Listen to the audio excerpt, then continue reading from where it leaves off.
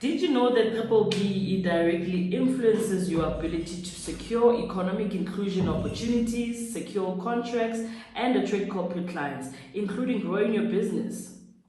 Welcome to the Transformation Champions community. In today's episode, we're going to be breaking down what B-BBEE is, why it exists, and how you can take advantage of the opportunities that it creates. My name is Kgomotso Matjiu. I'm a transformation specialist, and welcome. I'm excited to have you here.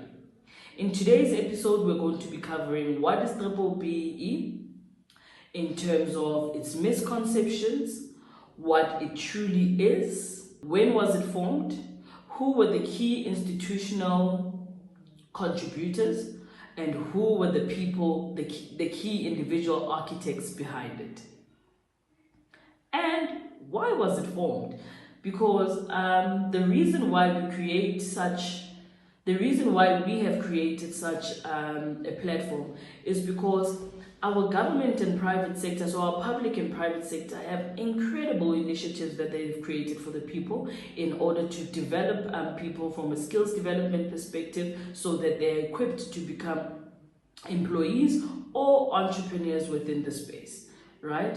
However, the key problem or the major problem has been that the actual beneficiaries are not educated about these initiatives, which then creates a gap between creating the initiatives and achieving maximum impact through those initiatives. Therefore, in this episode, I did mention what we're going to be covering, and let us start with what B-BBEE is in terms of its misconceptions. The existing misconceptions, or the loudly spoken about misconceptions, are: it is meant for corrupt politicians. 2, only incompetent black beneficiaries and business owners are part of it, meaning that they don't have the ability or skills to actually take advantage of the opportunities as much as they are qualifying beneficiaries. And then other misconceptions is that these are donations for people. Another misconception is that it has been created for tenderpreneurs. Right? We have heard all about this. We've seen this. It is spoken about loudly. And here's the thing. Whenever something is negative, it gets a lot of clout, right? However, positive initiatives and the impact that they achieve just stay silent in its corners, right? So we are here to break down the B-BBEE transformation secrets. So I hope you're excited as I am in being part of this transformative journey, and I look forward to sharing valuable content with you so that the next time you see an opportunity that is transformative, you're able to take advantage of it and be well informed as to how can you take advantage of it. Okay, so what is B-BBEE truly? When was it formed?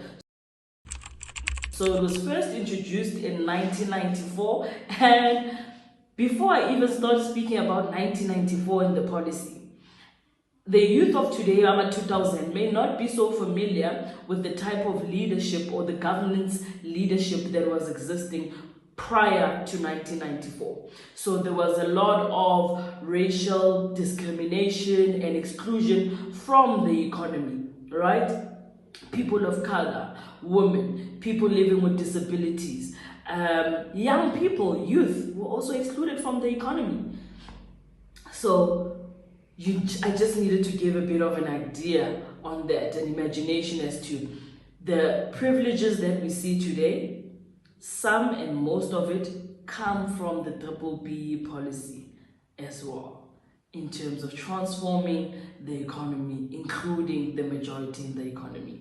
So it was introduced in 1994 as a policy that addresses economic inequalities resulting from the past government leadership. Like I explained, it excluded black people, women, and youth in participating in the economy. Over the years, it was expanded into a broader framework. A framework is basically a system with the B-BBEE Act 53 of 2003, and then further developed to the B-BBEE Amended Act 46 of 2013. Let's now break down who were the institutional contributors to B-BBEE. I will touch on only the top 3 that I've done research about and I'm knowledgeable about. However, this does not mean that it is only limited to these top 3. So first, it is the Black Economic Empowerment Commission. It provided the foundational blueprint in 1998. And then we have the Black Business Council. This was the umbrella body representing Black professionals and business organizations. And then we have organizations such as COSATU and labor constituencies. This is organized labor unions, heavily influenced. They basically heavily influence the inclusion of workforce skills development, employment equity, and protections for ordinary workers. Now that we have identified the key institutional contributors, let us now identify the key individual architects of the B-BBEE policy. So, the first one is our current president, Cyril Maitapela Ramaphosa. Before becoming the president of South Africa, His Excellency, let me be official, His Excellency Ramaphosa was a prominent businessman and was appointed as the chairman of the BEE Commission in 1998. Further, Honorable President Thabo Mbeki, as the president of the country at the time, between 1999 to 2008, he pushed the ruling for the African National Congress to formally adopt the Commission's findings. Right? Let's give him kudos, right? Because he ensured that the ruling party formally adopts the Commission's findings in order to create economic inclusion, transformation, skills development, employment equity, and access to business opportunities, right? And then the third person that we're going to speak about is Mandisi Phahlo. He served as the Minister of Trade and Industry when the B-BBEE Act came into effect. His department being the DTI today, it's the Department of Trade, Industry and Competition. His department was then tasked with the actual drafting, the custodian management and ultimate implementation of the Act and its accompanying codes of good practice. I know some of these jargons or terms are a bit unfamiliar, such as codes of good practice, enacting, coming into effect. We'll break those down. However, you can also just do a Google search and try to find out the actual definitions or what we're referring to in terms of these jargons or words and ways that we're referring to it, because these are the official and professional ways of referring to the B-BBEE Act and its custodian or accompanying codes. Okay. Now we're going to break down why was it formed. This is where the meat is now. This is where the gravy and the juices and all the flavors are. And the way that we as transformation champions are going to do this is first giving an understanding of the South African EAP demographics. EAP meaning economically active population. And the economically active population is basically people or society from the ages of 15 up to 65. And economically active, I know it may, when you think active economically, it might mean that, okay, it means you are employed or you're a business person earning an income of some sort. But it doesn't really mean that. It just means that you are society that participates within the economy, whether as a consumer or a producer, right? Because people from the ages of 15 are basically allowed to, transact and so forth, even though that they need to have a guardian looking at all of that and making sure that they are not getting themselves or transacting anything that is illegal or that may cause harm to them. However, this is not about that. So I just wanted to make sure that you understand what we mean when we say economically active demographics. And then demographics then are broken down into the different population groups, which are Africans, coloreds, Indians, and whites.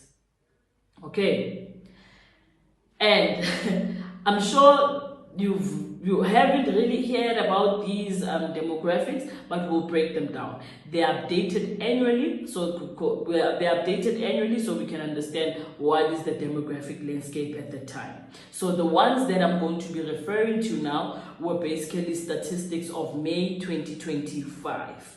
So Africans occupy 81% of the population, coloreds occupy 8.8%, Indians occupy 2.7%, and white people occupy 7.5%.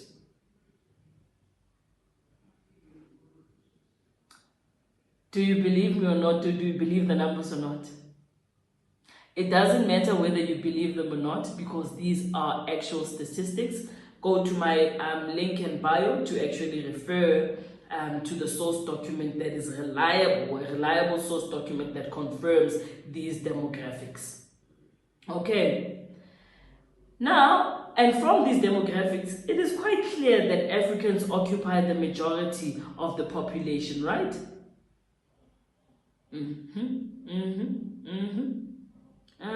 We do. Cool. And then B, so A, we first gave an understanding on the South African EAP demographics, and then B, we're going to now look at, based on these demographics and population groups, where does the economy currently sit? Because remember, when a country decides that it wants to transform its economy, it intentionally means that majority of the population need to be included in the economy. And as they're included, there's equal opportunity and equal access and equal ways of participating and competing, right? So, based on these population groups, this is where the economy sits. Okay, majority of the economy sits with white people, and then the second group is Indians, the third group is colored, and the last group is Africans. Now I got to start thinking, right? Is this right? Does it make sense? It's not about is it right, does it make sense? It's all about educating people, educating ourselves to understand where are we and why should we be active participants in this economy and in governments. Okay, so I gave that simple example to refer to the source document as well. Refer to my link in bio, to the link in bio of this episode, in order for you to get it, because it is also statistics. So I'm not thumb-sucking any of these things, guys. It is true, it is what is happening. And also sometimes through just, actually most of the time, if you just look at it generally, you can see that, it makes sense. Okay, these statistics make sense.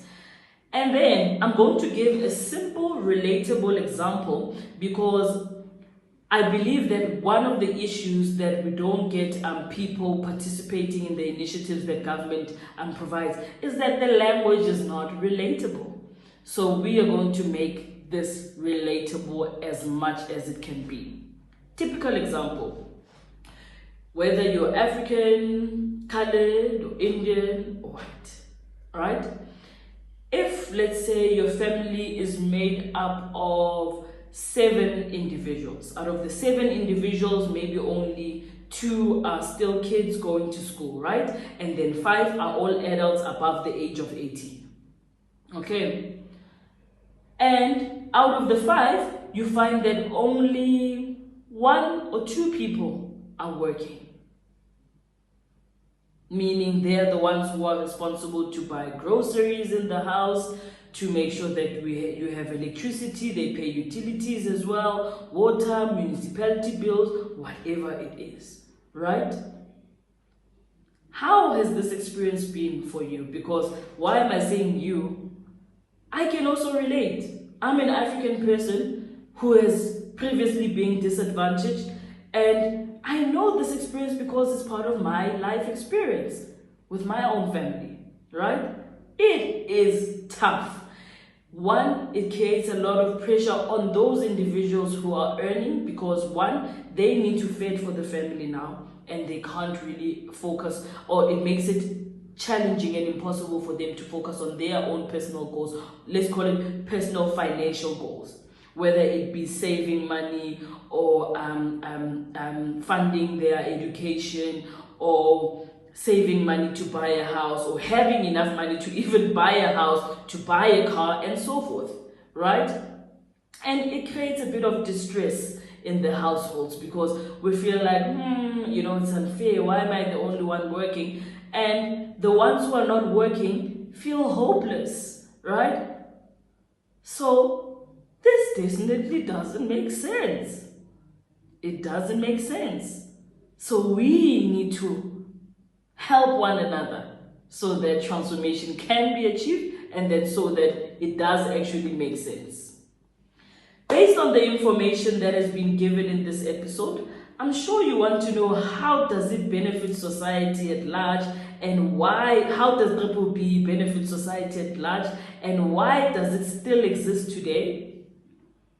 To find out, stay tuned for our next episode, and we trust that the information for our next episode, because there we're then going to be covering some extra juicy, valuable information and knowledge as to why does it still exist and why should it still exist. Okay, we trust that the information that was provided within this episode has been value adding and has prompted you to become more curious about being an active participant in achieving transformation for our country, our continent, our globe as wide.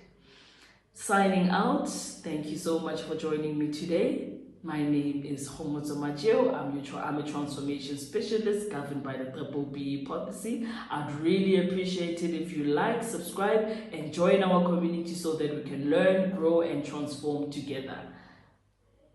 Thank you. I appreciate everyone that has joined us today, and I hope that today's content did resonate with you. Stay tuned for our next episode because we're going to be diving more deeper into this transformation space and how we can actually help one another, guide one another in order for us to take advantage of these opportunities and to inspire more policy development and strictness or programs and that can be able to assist our society at large to be included in the economy based on the demographics as well that I've given you. Okay, thank you so much. My name is Kgomotso signing out. Cheers. Bye-bye.